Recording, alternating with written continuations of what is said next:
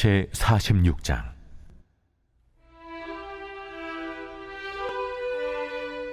주 여호와께서 이같이 말씀하셨느니라. 안뜰 동쪽을 향한 문은 일하는 엿새 동안에는 닫되 안식일에는 열며 초하루에도 열고, 군주는 바깥문 현관을 통하여 들어와서 문벽 곁에 서고, 제사장은 그를 위하여 번제와 감사제를 드릴 것이요, 군주는 문 통로에서 예배한 후에 밖으로 나가고 그 문은 저녁까지 닫지 말 것이며, 이 땅 백성도 안식일과 초하루에 이 문 입구에서 나 여호와 앞에 예배할 것이며, 안식일에 군주가 여호와께 드릴 번제는 흠없는 어린 양 6마리와 흠없는 순양 1마리라.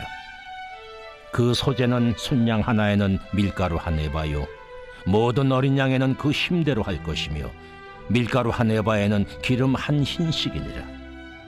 초하루에는 흠없는 수송아지 1마리와 어린 양 6마리와 순양 1마리를 드리되 모두 흠없는 것으로 할 것이며, 또 소제를 준비하되 수송아지에는 밀가루 1에바요, 순양에도 밀가루 1에바며 모든 어린 양에는 그 힘대로 할 것이요, 밀가루 1에바에는 기름 1힘씩이며, 군주가 올 때에는 이 문 현관을 통하여 들어오고 나갈 때에도 그리할지니라. 그러나 모든 정한 절기에 이 땅 백성이 나 여호와 앞에 나아올 때에는 북문으로 들어와서 경배하는 자는 남문으로 나가고 남문으로 들어오는 자는 북문으로 나갈지라. 들어온 문으로 도로 나가지 말고 그 몸이 앞으로 향한 대로 나갈지며, 군주가 무리 가운데에 있어서 그들이 들어올 때에 들어오고 그들이 나갈 때에 나갈지니라.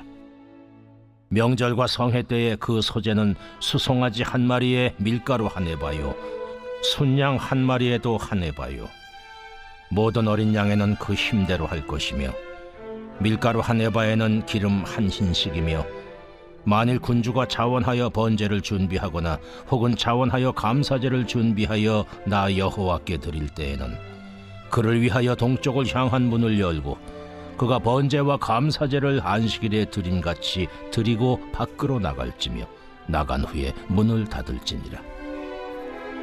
아침마다 1년 되고 흠없는 어린 양 1마리를 번제를 갖추어 나 여호와께 드리고, 또 아침마다 그것과 함께 드릴 소제를 갖추되 곧 밀가루 6분의 1 에바와 기름 3분의 1 흰을 섞을 것이니, 이는 영원한 규례로 삼아 항상 나 여호와께 드릴 소제라.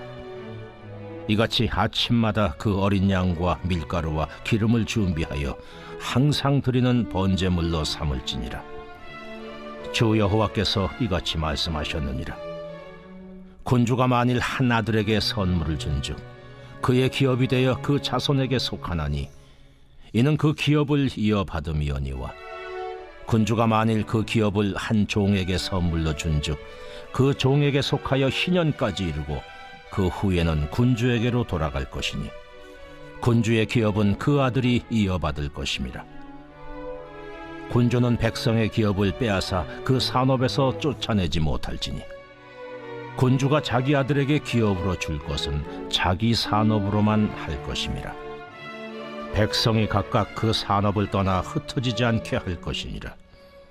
그 후에 그가 나를 데리고 문곁 통행구를 통하여 북쪽을 향한 제사장의 거룩한 방에 들어가시니, 그 방 뒤 서쪽에 한 처소가 있더라. 그가 내게 이르시되, 이는 제사장이 속건제와 속죄제, 희생 제물을 삶으며 소제 제물을 구울 처소니, 그들이 이 성물을 가지고 바깥들에 나가면 백성을 거룩하게 할까 함이니라. 하시고 나를 데리고 바깥들로 나가서 나를 뜰 4구석을 지나가게 하시는데, 본즉 그 뜰 매 구석에 또 뜰이 있는데, 뜰의 4구석 안에는 집이 있으니 길이는 40척이요 너비는 30척이라. 구석의 4뜰이 같은 크기며 그 작은 4뜰 사방으로 돌아가며 부엌이 있고, 그 사방 부엌에 삶는 기구가 설비되었는데, 그가 내게 이르시되, 이는 삶는 부엌이니 성전에서 수종드는 자가 백성의 제물을 여기서 삶을 것이니라. 오늘의 말씀 에스겔 46장의 말씀입니다. 46장의 말씀은 회복된 이스라엘 가운데 세워질 새 성전과 새 제사 및 새 땅에 대한 환상을 다루고 있는 40장과 48장 중에 특히 성전에 드려질 새 제사에 관련된 규례의 종결 부분입니다. 15절까지 백성들로부터 거두어 각 때에 따라 드릴 제물들과 또 왕과 백성들의 성전 출입에 관련된 규례에 대하여 보도하고 있다면, 그 이후에는 백성들의 기업 보장을 위한 규례와 또 성전 부엌에 대한 내용을 보도하고 있습니다. 먼저 16절과 18절은 왕과 백성 모두의 기업을 보장하기 위한 규례를 말하고 있습니다. 17절의 말씀입니다.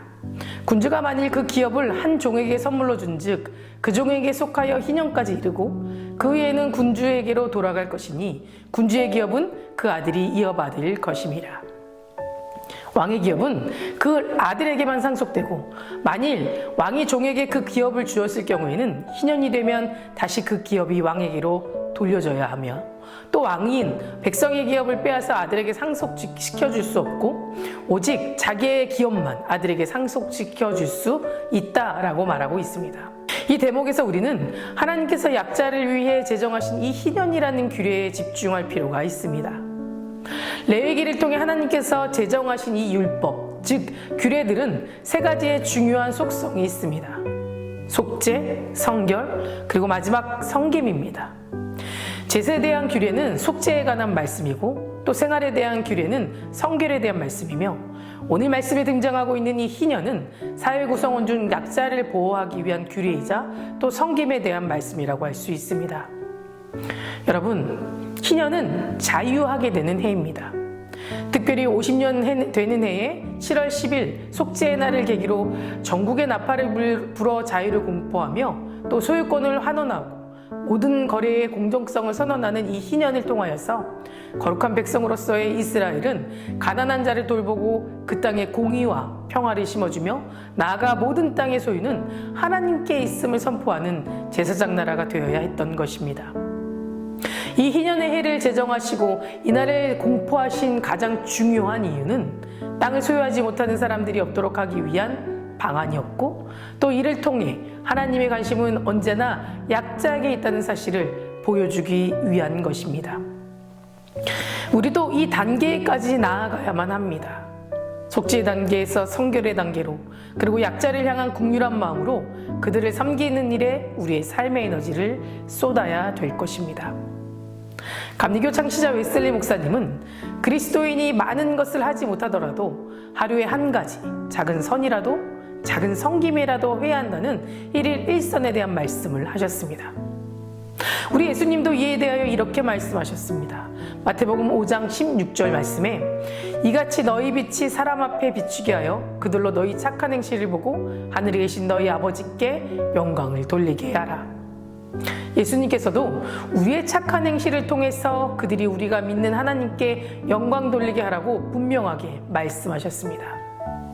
이 귀한 사명을 회복하는 저와 여러분들이 되시기를 주님의 이름으로 간절히 소망합니다. 이어서 16, 19절과 24절은 성전 부엌의 위치와 규모에 대하여 말하고 있습니다.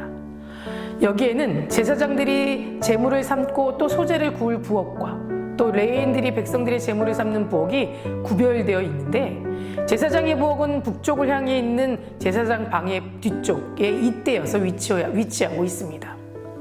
그리고 일반 백성의 부엌은 길이는 40척이고 너비가 30척, 크기는 성전 바깥들의 구석마다 한 개씩 4개가 있었습니다. 여기서 제사장의 부엌을 제사장 방에 잇대어 위치하게 하고 또 일반 백성들의 부엌과 구별시킨 것은 거룩한 제물이 백성들이 있는 성전 바깥 뜰로 나가지 않게 하여서 백성들이 해를 입지 않게 하기 위함이었습니다. 이것은 하나님께서 당신의 백성들을 위하여 얼마나 세심하게 배려했는지를 잘 보여주는 내용입니다. 하나님께서는 모든 일과 규정을 당신의 백성들의 행복과 그들의 의로운 삶, 또 은혜로운 삶을 위하여 행하시고 정하셨습니다. 그렇기 때문에 우리는 하나님께서 주신 뜻에 항상 감사하고 주신 규례에 귀를 기울이고 마음과 뜻과 생각을 다하여 이해하고 그 모든 것을 성실하게 지켜 행해야 한다는 겁니다. 하나님은 각 사람이 삶의 터전에서 주어진 복을 누리기를 원하십니다. 앞서 45장에서 왕이나 일반 백성들의 땅을 지정하신 내용을 강조하였다면 오늘의 말씀은 그 땅을 누구도 침해할 수 없음을 강조하고 있습니다. 서두에서 말씀드린 희년의 공포가 바로 약자가 소유했던 땅을 차지하려는 유혹을 미리 차단하는 역할을 했던 것입니다. 결국 왕이든 일반 백성이든 그들의 땅은 하나님에 의해 지정되었다라는 사실입니다. 그렇다면 하나님께서 이처럼 왕과 백성들 각각에게 그 땅을 지정하신 이유는 무엇일까요? 그것은 각자가 그 주어진 영역에서 안정을 누리며 그 주어진 삶의 자리에서 땀 흘려 일하고 그 복을 누리도록 하기 위해서입니다. 그리고 그들이 서로 그 삶의 복을 인정하고 탐욕으로 타인의 기업을 취하지 않게 하기 위해서였습니다. 이것이야말로 하나님이 그들에게 원하시는 조화롭고 아름다운 삶인 것입니다. 그런데 하나님께서 이스라엘 백성들이 이러한 삶을 살게 하시는 데는 이유가 있었습니다. 앞서 말했듯이 45장 18절부터 46장 15절까지의 내용은 각 때에 따라 이스라엘이 하나님께 드려야 할 제물들과 또 왕과 백성들이 제사를 드리는 성전 출입과 관련된 규례들을 다루고 있었고, 이어서 19절과 24절은 제사장과 일반 백성들 각각이 제물을 삶고 소재를 구울 부엌의 위치와 규모에 대하여 다루고 있습니다. 이 문맥의 흐름으로 보면 당연히 여기에서도 제사와 관련된 규례가 제시되어야만 합니다. 그런데 그 중간에 왕과 백성 모두가 각각 기업 안에서 조화로운 삶을 영위하고 또 그것을 침해하지 않도록 함을 강조하고 있는 내용이 있습니다. 왜냐하면 새로운 제사, 다시 말해 하나님의 연락받으실 제사를 드리고자 한다면 단지 제물만 새로워지거나 온전한 것이 되어서는 안 됩니다. 제물을 드리는 예배자가 자신의 삶이 새롭고 온전해져야만 하기 때문인 겁니다. 새롭게 회복된 이스라엘에게 주어진 기업은 그들의 삶을 영위하는 터전일 뿐만이 아니라 하나님께 제사를 드리는 제물을 취하는 곳이기도 합니다. 그런데 그곳에서 불성식을 한 삶을 살거나 또 불의한 삶을 산다고 생각해 보십시오. 또 왕과 백성들이 서로의 기업을 인정하지 않고 그 기업을 빼앗는다고 생각해 보십시오. 과연 그들이 온전한 제물을 준비하겠으며 그들의 제사가 하나님 앞에 합당한 제사로 드려질 수 있었겠습니까?